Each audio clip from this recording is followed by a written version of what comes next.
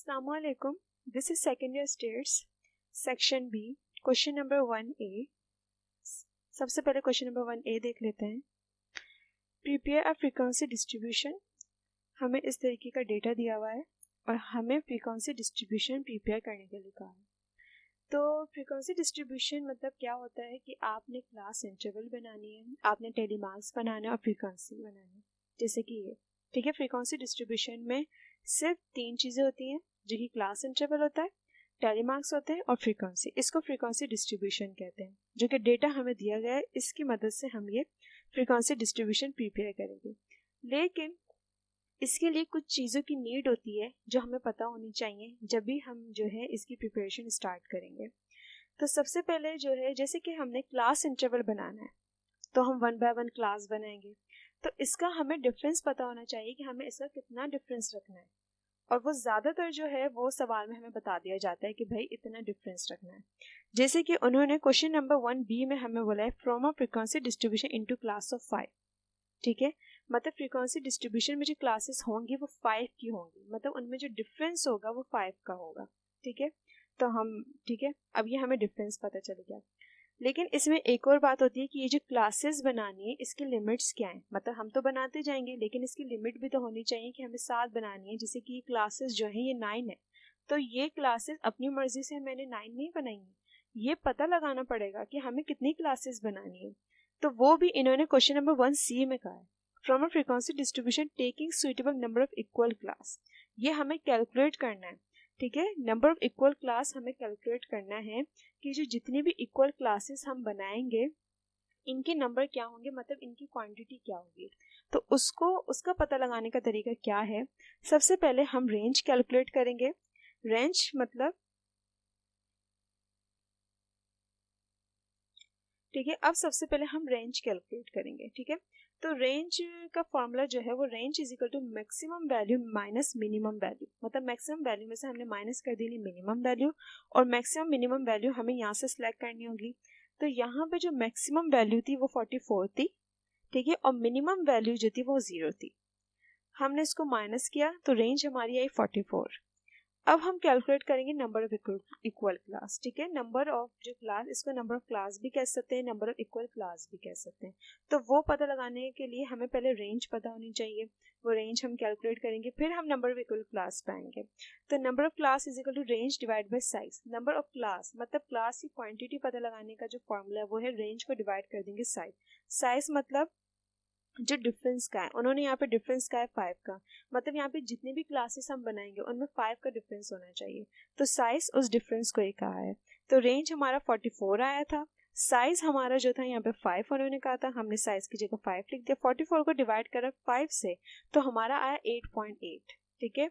लेकिन हमें number of जो नंबर ऑफ क्लास हम बनाएंगे वो हमें पॉइंट में तो नहीं चाहिए, हमें तो एक एग्जैक्ट नंबर चाहिए. भाई 3 बनाए, 4 बनाए, 5 बनाए, 6 बनाए, कितनी बनाए हम क्लास. तो मैंने क्या करा कि इस 8 को राउंड ऑफ करा. ठीक है. ये पॉइंट के बाद जो है, वैसे भी पॉइंट के बाद अगर 5 या 5 से बड़ा नंबर होता है तो पॉइंट से पहली वाली वैल्यू जो है वो राउंड ऑफ हो जाती है. तो यहाँ पे 5 से बड़ा नंबर था इसलिए मैंने इसको राउंड ऑफ किया, तो ये 8 जो है वो ये 9 में चेंज हो गया. ठीक है. तो हमें जो क्लास इंटरवल की क्लासेस बनानी है वो सिर्फ 9 बनानी है. 9 से ना ज़्यादा बनानी है ना 9 से कम बनानी है, एग्जैक्ट 9 हमें क्लासेस बनानी है. तो अब हम फ्रीक्वेंसी डिस्ट्रीब्यूशन की प्रिपरेशन पे आते हैं. सबसे पहले हमने क्लास इंटरवल की हेडिंग डाली, एक लाइन खींच दी, फिर टेलीमार्क्स, फिर एक लाइन, फिर फ्रीक्वेंसी. इस तरीके से आपने 3 कॉलम्स बना लिए. ठीक है. अब सबसे पहले हम क्लास इंटरवल की क्लासेस से स्टार्ट करते हैं. तो यहाँ से सबसे मिनिमम नंबर लेना है जो कि 0 था, हमने यहाँ पे 0 लिखा. अब ये कहाँ तक जाएगा नंबर, मतलब ये एक क्लास जो मैंने बनाई है ये 0 से 4 तक की बनाई है. क्यों बनाई है? क्योंकि इन्होंने 5 का डिफरेंस करने के लिए कहा था कि भाई 5 का, हर क्लास में आपने 5 का डिफरेंस रखना है. ठीक है. तो मैंने 5 का डिफरेंस ऐसे रखा कि जैसे कि 0, 1, 2, 3, 4. मतलब जब मैंने 5 तक इसको रोका तो लास्ट नंबर जो मेरा आ रहा है वो 4 आ रहा है. तो इसलिए मैंने एक क्लास बना दी 0 से 4. फिर सेकेंड क्लास, अच्छा पहली क्लास जहाँ पे एंड होगी, फिर सेकंड क्लास उसके अगले नंबर से स्टार्ट होगी. जैसे 4 था, अब मैंने 5 से स्टार्ट करी, फिर मैंने 5, 6, 7, 8, 9, 5 तक काउंट करते हुए हमें रुक जाना है. जो लास्ट नंबर होगा वहां तक हमारी क्लास एंड हो जाएगी. फिर हमने ये 9 था, अब हमने 10 से स्टार्ट करी, फिर 10, 11, 12, 13, 14, ये मेरी 14 तक स्टॉप हो गए। फिर 15 से स्टार्ट करी, 15, 16, 17, 18, 19, ये 19 तक स्टॉप हो गई। फिर मैंने 20 से स्टार्ट करी, 24 पर स्टॉप हो गई। फिर 25, फिर 29 पर स्टॉप हो गई। फिर 30 से 34 तक, फिर 35 से 39 तक, और 40 से 44 तक। हर क्लास में आपने इस तरीके से फिंगर पे अपना जो है वो ये इसकी मेजरमेंट करनी है, ठीक है, कि जो जितना भी ये डिफरेंस बताएंगे भाई 5 का डिफरेंस है, उतना ही डिफरेंस रखना है। अच्छा, सारी क्लासेस में 5 का डिफरेंस रखना है, ये नहीं किसी में 5 किसी में 4, यहाँ पे अपनी मर्जी कर ही नहीं सकते हम, ठीक है। क्लासेस का डिफरेंस हमें बता दिया जाएगा सवाल में, ये कितनी क्लासेस बनेंगी वो हम कैलकुलेट करेंगे। तो हमने क्लास इंटरवल ये हमारा कंप्लीट हो गया, हमने इसमें 5 का, हर क्लास में हमने 5 का डिफरेंस रखा और हमने 9 क्लासेस बना दी। अब टेलीमार्क्स, टेलीमार्क्स फ्रीक्वेंसी के बगैर नहीं बन सकता। सबसे पहले हम फ्रीक्वेंसी बनाएंगे, जब भी हम टेलीमार्क्स बना सकते हैं, लेकिन टेलीमार्क्स का जो कॉलम है वो मिड में ही बनेगा, लास्ट में नहीं बनाइएगा। तो फ्रीक्वेंसी, फ्रीक्वेंसी कैसे है, जैसे कि ये 0 से 4 तक की क्लास है। अब हमने 0 से 4 तक, 0 से 4 तक जितने भी नंबर्स हैं वो सब हमने यहाँ पे देखने कि वो यहाँ पर कितनी दफ़ा है, मतलब कितने टाइम है, ठीक है।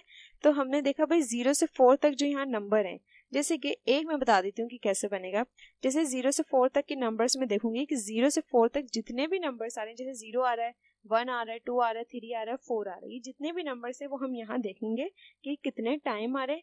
उसकी जो हम काउंट कर लेंगे कि भाई ये 4, मतलब यहाँ पे 4 दफ़ा जो है वो 3 वगैरह आया हुआ है, और जो है ना मतलब 2, मतलब 0 से 4 तक जितने भी नंबर्स हैं वो हम यहाँ पे काउंट करेंगे, और वो जितने भी दफ़ा होंगे उसकी वो हम यहाँ पे फ्रीक्वेंसी में लिख देंगे। जैसे 0 से 4 तक हम देखते हैं भाई, अब यहाँ पर जो है इस लाइन में तो 0 से 4 तक एक भी नंबर नहीं है, यहाँ पर एक नंबर है, एक नंबर ये हो गया 4, ठीक है। फिर ये 2 भी 0 से 4 में आता है, फिर ये 1 भी 0 से 4 में आ रहा है, ये भी 0 से 4 में ही आ रहा है, और ये भी 0 से 4 में ही आ रहा है, 0 से 4 तक ये भी आ रहा है, ये भी आ रहा है, ये भी आ रहा है, और ये भी आ रहा है, और ये 0 भी आ रहा है। 0 से 4 तक देखने पर हमें, और ये 4 आ रहा है, यहाँ पे 4, 1 और 0। तो ये जो नंबर है यहाँ पे 14 टाइम है, तो हमने यहाँ पे फ्रीक्वेंसी में 14 टाइम लिख दिया भाई। 0 से 4 तक जितने भी नंबर्स हैं वो यहाँ पर 14 टाइम है, हमने यहाँ पे 14 लिख दिया। अब 5 से 9 तक यहाँ पे जितने भी टाइम नंबर्स हैं वो हमने दिया भाई 20 टाइम है, ठीक है। मतलब 5 से 9 तक जितने भी नंबर्स हैं, और यहाँ पर हम देखेंगे कि भाई वो कितने टाइम है, कितने टाइम है, वो टाइम हम यहाँ पे शो कर देंगे कि भाई 20 टाइम है। अब 10 से 14 तक जितने भी नंबर्स यहाँ पर हैं वो 11 टाइम है, ठीक है। 15 से 9 तक जितने भी नंबर्स हैं यहाँ पे वो 5 टाइम है। 20 से 24 तक जितने भी नंबर्स यहाँ पर हैं वो 3 टाइम है। 25 से 29 तक जितने भी नंबर्स यहाँ पर है वो 2 टाइम है। 30 से 34 तक जितने भी नंबर्स हैं यहाँ पे वो 3 टाइम है। 35 से 39 तक जितने भी नंबर्स यहाँ पर है वो 1 टाइम है। 40 से 44 में जितने भी नंबर हैं वो सिर्फ 1 ही टाइम है यहाँ पर, सही है। तो ये हमारा फ्रीक्वेंसी रेडी हो गया। अब फ्रीक्वेंसी को देखते हुए हमने टेलीमार्क्स बनाना है। तो टेलीमार्क्स किस तरीके से बनता है, जैसे कि ये 14 है ना, 14 मतलब 1 से 14 है यहाँ पर, ठीक है। तो टेलीमार्क्स ऐसे बनता है कि मैंने जो है जैसे 1 से 14 है, अब मैं यहाँ पे लाइंस ड्रॉ करती जाऊंगी 14 तक, जैसे कि 1, 2, 3, 4 और 5, मतलब 5 की लाइन ऐसे क्रॉस कर देनी है, ठीक है। फिर ये 5 हो गया, फिर 6, 7, 8, 9 और ये 10 हो गया, 11, 12, 13, 14। हमने 1 से स्टार्ट करनी है और स्टॉप कहाँ पे करनी है, जो ये फ्रीक्वेंसी होगी। जैसे मैंने 1 से स्टार्ट कर दी गई और मैंने स्टॉप कहाँ करा, 14 पे मैंने स्टॉप कर दिया, ठीक है। अच्छा, 4 से ज़्यादा लाइन हम ड्रॉ नहीं कर सकते, जैसे मैंने 1, 2, 3, 4 ही ड्रॉ करनी है और 5वीं लाइन जो है हमने इस तरीके से यू क्रॉस में कर देनी है, ठीक है। अब जैसे 20 है, अब फिर मैंने 1 से स्टार्ट करा भाई, 1, 2, 3, 4, 5, 6, 7, 8, 9, 10, 11, 12, 13, 14, 15, 16, 17, 18, 19, 20, 20 तक रोक दिया। 1, 2, 3, 4, 5, 6, 7, 8, 9, 10, 11, 1, 2, 3, 4, 5, 1, 2, 3। अच्छा, मैंने बताया था भाई 4 तक लाइन ड्रॉ करनी। अब यहाँ पे 4 तो है ही नहीं, सिर्फ 3 है, बस 3 लाइन ड्रॉ कर दी, यहाँ पे 2 लाइन ड्रॉ कर दी, यहाँ पे 3 लाइन ड्रॉ कर दी, यहाँ पे 1 लाइन और यहाँ पे 1 लाइन, ठीक है। ये टेलीमार्क्स हमारा हो गया। याद रहे कि फ्रीक्वेंसी का यहाँ पे टोटल भी शो करना है। अब मैंने सबको प्लस करा तो ये 60 आया, तो ये क्वेश्चन नंबर 1A अब कंप्लीट हुआ है। मतलब फ्रीक्वेंसी डिस्ट्रीब्यूशन के लिए हमें क्लासेस का डिफरेंस चाहिए जो कि उन्होंने बी में बताया हुआ है। फिर वो क्लासेस कितनी होनी चाहिए वो यहाँ पे हमने इस सी में उन्होंने हमसे पूछा था, तो हमने इस तरीके से कैलकुलेट करा और हमें पता चल गया। सही है। तो फ्रीक्वेंसी डिस्ट्रीब्यूशन के लिए ये जो बी और सी हमारी रिक्वायरमेंट थी, इसका पता होना बहुत ज़रूरी है, जब भी हम फ्रीक्वेंसी डिस्ट्रीब्यूशन प्रिपेयर कर सकते हैं। डी, क्वेश्चन नंबर 1 का डी पार्ट जो है उसमें उन्होंने हमसे पूछा है mid point, class boundaries, relative frequencies, cumulative frequency. ये 4 चीज़ें हमसे पूछी हैं। अब वो हम कैलकुलेट करते हैं। अच्छा, ये जो mid point, class boundaries, relative frequency distribution, वो कम्युलेटिव फ्रीक्वेंसी और रिलेटिव फ्रीक्वेंसी, ये जब भी पता लगा सकते हैं जब हमारे पास ये पूरा डेटा बना हुआ होगा। ठीक है। तो हमने क्लास इंटरवल, टैली मार्क्स और फ्रीक्वेंसी तो हमने पहले ही बना ली है। अब डायरेक्ट हम जो है वो मिड पॉइंट से स्टार्ट करते हैं। तो मिड पॉइंट किस तरीके से बनता है, ये जो हमने क्लासेस बनाई है, मतलब ये जो एक क्लास है ये 0 से 4 तक है, तो हर क्लास का हमें मिड पॉइंट पता होना चाहिए। हम हर क्लास का 1 बाय 1 मिड पॉइंट बताते जाएंगे और इस तरीके से यहाँ पे लिखते जाएंगे। तो मिड पॉइंट निकालने का तरीका क्या है, जैसे कि मैं इस क्लास का मिड पॉइंट पता करूंगी, तो मैंने 0 को 4 में प्लस करा और डिवाइड कर दिया 2 से, तो इसका मिड पॉइंट आया 2। ठीक है। मिड पॉइंट अगर पता करें तो वो इस तरीके से पता करेंगे कि दोनों क्लासेस के, मतलब एक क्लास जहाँ से स्टार्ट हो रही है और जहाँ पर एंड हो रही है, उन दोनों नंबर को आपस में प्लस कर देंगे और डिवाइड कर देंगे 2 से, तो हमें जो वो मिड पॉइंट पता चल जाएगा। इस तरीके से 5 में 9 को प्लस करें, डिवाइड करें 2 से, तो हमारा मिड पॉइंट आया 7। फिर हमने 10 को 14 में प्लस करा, डिवाइड करा 2 से, तो हमारा 12 आया। फिर 15 को प्लस करा 19 से, डिवाइड करा 2 से, तो हमारा 17 आया। फिर 20 को प्लस करा 24 से और डिवाइड करा 2 से, तो हमारा 22 आया। 25 को डिवाइड करा 29 से और डिवाइड करा 2 से, तो 27। फिर 30 को 34 में प्लस करा, डिवाइड करा 2 से, तो 32। 35 को 39 में प्लस करा और डिवाइड करा 2 से, तो हमारा आया ये 37। ठीक है। फिर हमने 40 को 44 में प्लस कर डिवाइड कर 2 से, तो हमारा 44 आंसर आया। ये मिड पॉइंट रेडी हो गया। अब क्लास बाउंड्रीज, क्लास बाउंड्रीज किस तरीके से पता करेंगे, वो भी क्लास इंटरवल की मदद से। तो जो हर क्लास जहाँ पे एंड हो रही है और सेकंड क्लास जहाँ से स्टार्ट हो रही है उसमें डिफरेंस कितना है, वो डिफरेंस पता करेंगे जब हम क्लास बाउंड्रीज पर आएंगे। तो जैसे कि ये एक क्लास 4 पे खत्म हो रही है और जो सेकंड क्लास है वो 5 से शुरू हो रही है, और हर क्लास ऐसी है कि जिस नंबर पे वो खत्म हो रही है उसके अगले नंबर से स्टार्ट हो रही है, तो हम इसका डिफरेंस देखेंगे कि हर क्लास में जो है वो डिफरेंस कितना है। ठीक है। और डिफरेंस एक ही होगा। जैसे कि हमने 5 इसका डिफरेंस रखा है ना, हमने हर क्लास में 5 का डिफरेंस रखा है, लेकिन 5 का डिफरेंस कहाँ रखा है, ऐसे क्लास में रखा है कि ये जो जहाँ से स्टार्ट हो रही है और जहाँ पे ये खत्म हो रही है, हमने इसका डिफरेंस जो वो 5 रहेगा, हर क्लास का 5 ही डिफरेंस है। लेकिन अब हमें डिफरेंस कौन से कैलकुलेट करना है, जो एक क्लास जहाँ पे खत्म हो रही है और सेकंड क्लास जहाँ से शुरू हो रही है, हमें उसका डिफरेंस पता करना है। तो वो कैसे पता करेंगे कि 5 में 4 को हमने माइनस करा और डिवाइड कर दिया 2 से। याद है माइनस करना है, प्लस नहीं। इन दोनों को आपस में माइनस करेंगे, डिवाइड कर देंगे 2 से, तो हमें एक वैल्यू पता लगेगी जो कि 0.5 होगी। ठीक है। तो हमें पता चल जाएगा कि एक क्लास जहाँ पे खत्म हो रही है और सेकंड क्लास जहाँ से स्टार्ट हो रही है उसमें 0.5 का डिफरेंस है। उस डिफरेंस को जो वैल्यू आएगी, जो हम इन दोनों नंबर्स को आपस में माइनस करेंगे और डिवाइड करेंगे 2 से, जो वैल्यू हमारे पास आएगी उसको हमने सबसे पहले यहाँ पर जो है वो माइनस कर देना है। फिर जो जहाँ पे क्लास खत्म हो रही है वहाँ पे हमें प्लस कर देना है। ठीक है। तो मैंने 5 में -4 किया, डिवाइड करा 2 से, तो मेरे पास जो वो वैल्यू आई, जो डिफरेंस आया वो 0.5 का आया। तो मैंने 0.5 को यहाँ से माइनस किया, तो मेरा आंसर आया 0.5, और उसी 0.5 को मैंने यहाँ पे प्लस किया, तो मेरा आया 4.5। इसी तरीके से 1 बाय 1 हम इस साइड वाली वैल्यूज में वो माइनस कर देंगे और इस साइड वैल्यू में वो प्लस कर देंगे, जो डिफरेंस आएगा। ठीक है। अब इसी तरीके से 0.5 जो मैंने 5 में जो है वो माइनस कर देना है और इसमें प्लस कर देना है। तो जब मैंने 0.5 का इसमें माइनस किया तो मेरे पास 4.5 आया, और जब मैंने 9 में इसको प्लस कर दिया तो 9.5। ठीक है। 0.5 जो भी डिफरेंस आएगा उसको आपने माइनस करना है और अगली वाली वैल्यू से उसको हमने प्लस करना है। सारी क्लास बाउंड्रीज इसी तरीके से बनेगी। अब उसी की तरह 0.5 को 10 में हमने जब माइनस करा तो हमारे पास 9.5 आया। फिर हमने जब 14 में उसको प्लस करा तो हमारे पास 14.5 आया। फिर मैंने 0.5 को 15 से माइनस किया तो 14.5 आया, और 19 में प्लस किया तो 19.5 आया।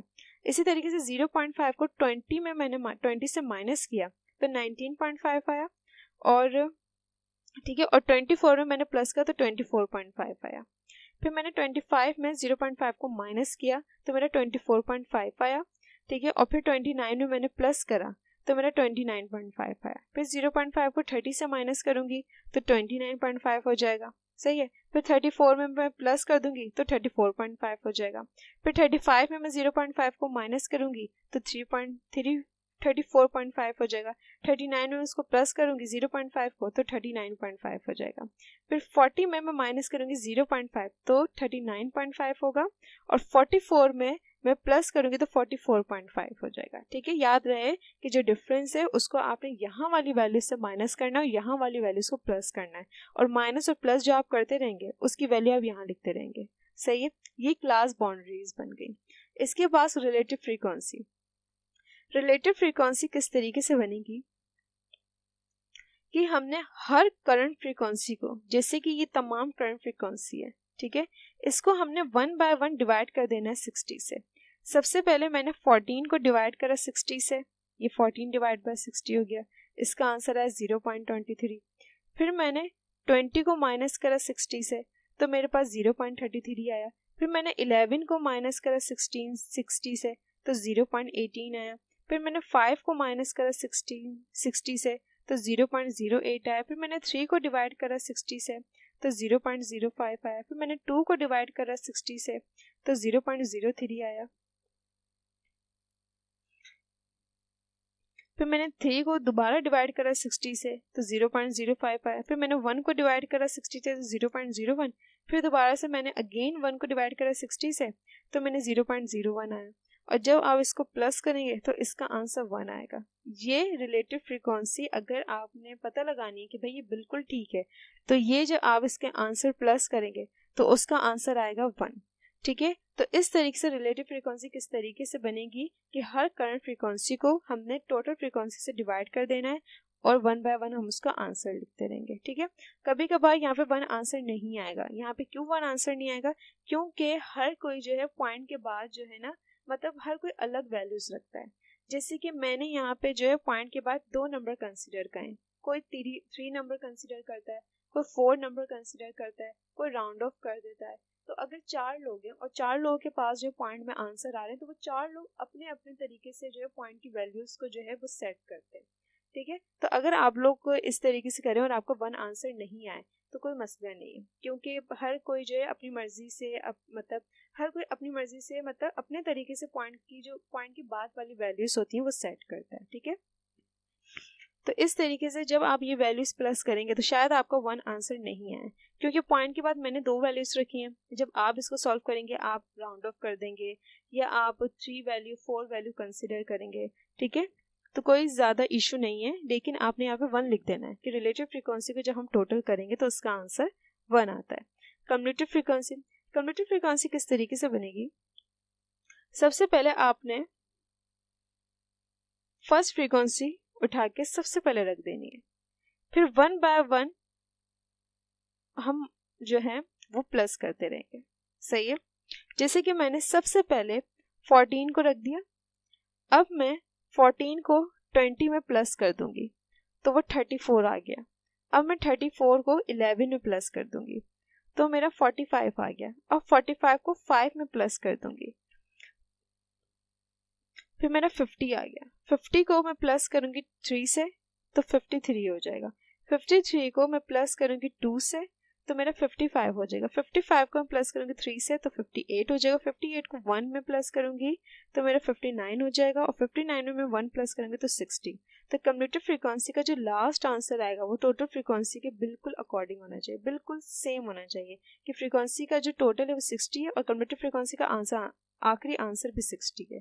ठीक है, तो इस तरीके से कम्युलेटिव फ्रीक्वेंसी बनती है कि हमने सबसे पहले फर्स्ट फ्रीक्वेंसी उठानी है और फिर 1 बाय 1 जो है वो हम प्लस करते रहेंगे।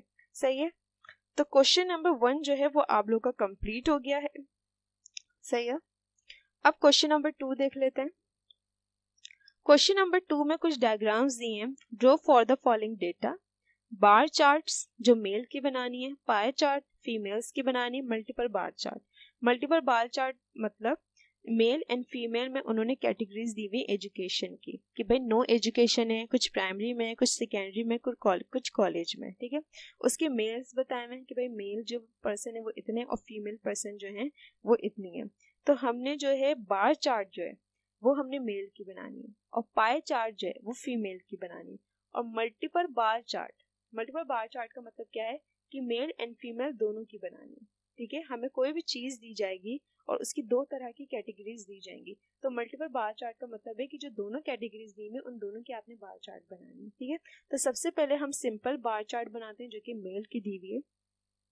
तो इस तरीके से, अच्छा बार चार्ट किस तरीके से बनेगी, इस तरीके से आपने लाइंस ड्रॉ करनी है, ठीक है, बिल्कुल ग्राफ की तरह, जो कि वाई एक्सिस होता है और ये एक्स एक्सिस होता है, ठीक है।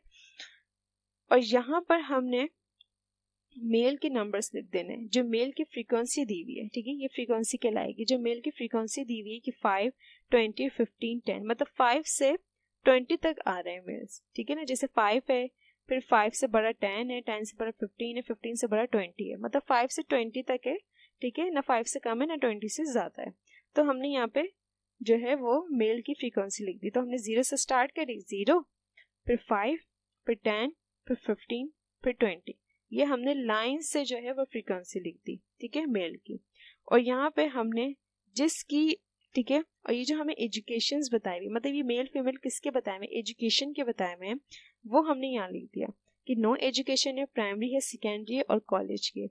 अब वन बाय वन जो है वो बार बनाते जाएंगे।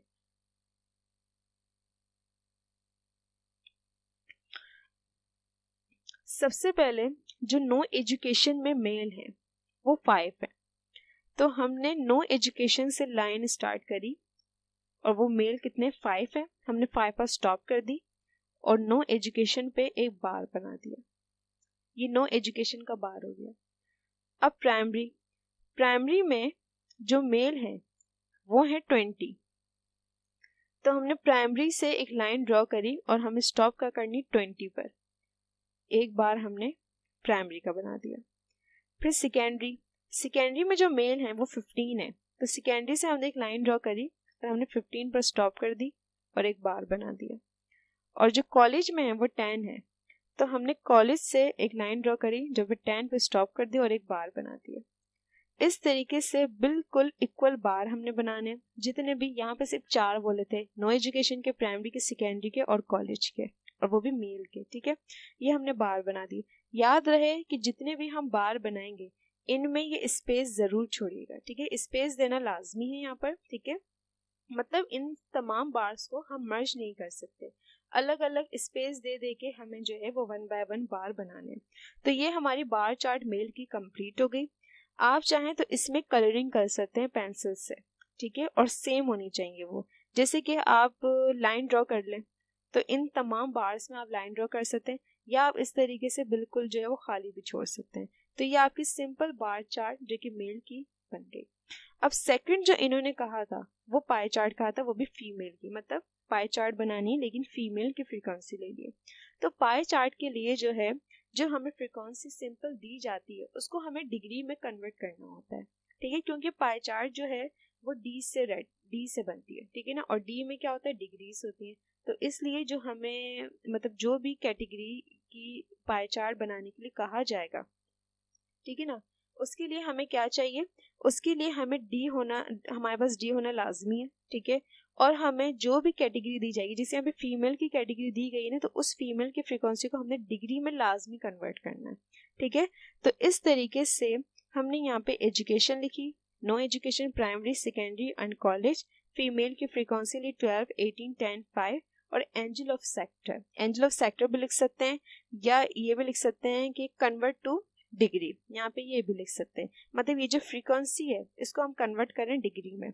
तो सिंपल जैसे कि हम परसेंटेज लेते हैं हम, तो उसमें क्या करते हैं, जैसे कि परसेंटेज ले रहे हैं, फॉर एग्जांपल कि मैं नो एजुकेशन की फीमेल की परसेंटेज निकाली, तो मैं क्या करूँगी भाई, टोटल फीमेल मेरी 45 है, जिसमें से जो नो एजुकेशन फीमेल है वो 12 है। अब मुझे इसकी परसेंटेज चाहिए, तो मैं क्या करूँगी, 12 को 45 में डिवाइड करूँगी और मल्टीप्लाई कर दूंगी 100 से, तो मुझे परसेंटेज पता चल जाएगी।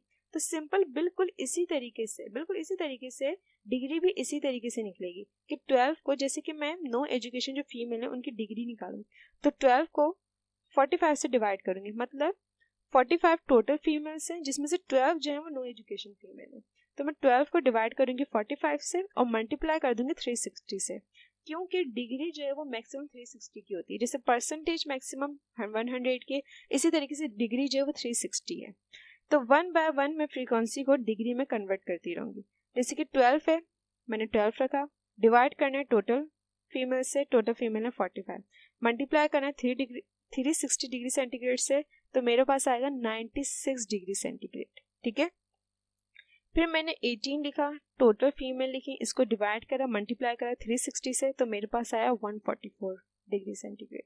फिर मैंने 10 रखा, 45 को उससे डिवाइड करा, मल्टीप्लाई करा 360 डिग्री सेंटीग्रेड से, तो मेरे पास आया 80 डिग्री सेंटीग्रेड।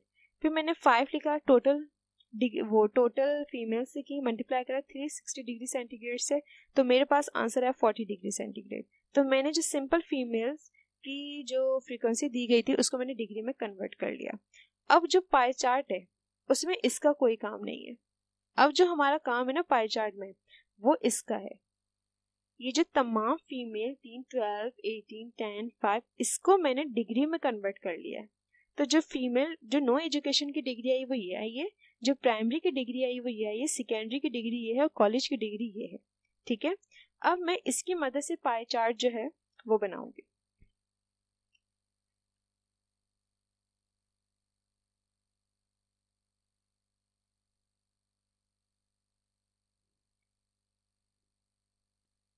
ठीक है, तो हमें इस तरीके से एक सर्कल बना लेना है। ठीक है, या आप अपनी मर्जी से बना सकते हैं। ठीक है, ज़्यादा बड़ा ना हो, बिल्कुल इसी तरीके से बना लीजिएगा। सबसे पहले ये सर्कल बनाने के बाद हमने बिल्कुल इस सर्कल के मिड में एक डॉट बनाना है, बिल्कुल मिड में। ठीक है, आगे पीछे नहीं बनाइएगा, बिल्कुल मिड में होना चाहिए। ठीक है, और इस तरीके से एक हमने लाइन ड्रॉ करनी है। आप मर्जी यहाँ ड्रॉ कर लें, आप मर्जी यहाँ ड्रॉ कर लें, मैंने यहाँ पे ड्रॉ कर लिया। ठीक है, आप लोग भी यहीं पे ड्रॉ कर लीजिएगा। ठीक है, मिड में सर्कल बनाने के बाद हमने एक डॉट बनाना है और एक लाइन ड्रॉ करनी है लेफ्ट हैंड साइड पे या राइट हैंड साइड पे। मैंने लेफ्ट हैंड साइड पे करी है। इसके बाद सबसे पहले हमने डी लेना है। ठीक है, हमने डी लिखा। मैं काम करती हूँ, आप लोग को डी से ही बताती हूँ कि किस तरीके से पाई चार्ट जो है वो बनेगी।